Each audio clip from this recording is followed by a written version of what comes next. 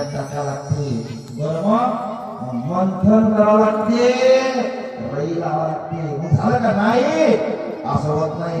कधी गरम पाणी कधी थंड पाणी आणि मग मंथन केल्यानंतर काय बोला काय लोण्याची लोणे आलं का तूप नाही थांबा तसं तूप नाही असं लोणी काढावं लागते.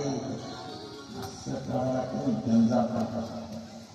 गंजा टाकलं झालं का नाही थांबा असं नाही. मग गंजा टाकलं गंजा टाकलं का असे चुलीले जाळायला ते खत खत खत खत खत खत आणि ते गंज त्या चुलीवर ठेवायला लागते. मग झालं का नाही चांगलं शिजूया लागते. मग त्याच्याला खार खार व्हायला लागते. तूप तूप तूप तूप तूप तूप तूप मस्त मन सुटते.